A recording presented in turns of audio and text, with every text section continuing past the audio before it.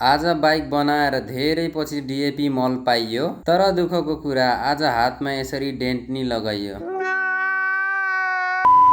आजको दिन तरकारीमा आलु र केटीको औंला भन्ने तरकारी काट्दै सुरु हुन्छ, किनकि म बिस्तारामा हुँदै खाना बनाएर राख्दे भनेर मम्मी खेत गइसक्नु भएको थियो र हजुरले सोच्नु भयो होला कुन हतियारले तरकारी काटे होला। यस बारेमा म नि बोलिन, किनकि मलाई नि यस बारेमा थाहा नभएर हो। सायद मम्मीको मुभमेन्ट स्पिड चक्कु भन्दा हसियामै फास्ट भएर होला। त्यसपछि हाम्रो बारीमा भएको घाँसहरू सफा गर्नु थियो, त्यसैले फोन स्ट्यान्डहरू सेट गरी सुरु गरेकै थिए। हातको छाला छिल्लेर दिमाग खराब। आज त दिनै खराब छ यार, त्यत्रो काटेर सकिन लागिसके थियो, यता फेरि भिडियो अन नभएर तनाव जिन्दगी। धन्न यतापट्टि घाँस बाँकी भएर भिडियो बनाउन पाइयो। हुन त यो रिङ लाइट ल्याएदेखि त एकचोटि नि पुछा थिएन, आज अलिकति हिलो लाएर पुछ्दिएको। त्यसपछि बाइक बनाउन यता आएको त बिचाराको पुरै नसा नै सुकिसकेको थियो। हुन त पहिला एक महिनामा सर्भिसिङ गराउँथे, यो पालि 2 महिनै कटिसक्या भएर हो। तर मान्नु पर्छ हौ, म जतिको बुढो भइसक्यो अझै एकचोटि नि धोका दिएको छैन। त्यसपछि बाइक बनाएर धेरै पछि डिएपी मल खेतालाहरूलाई साँझामा आएको थियो। मलाई त झन् बाइक बनाउँदै बेर भएर सकिसक्यो होला सोच्थे,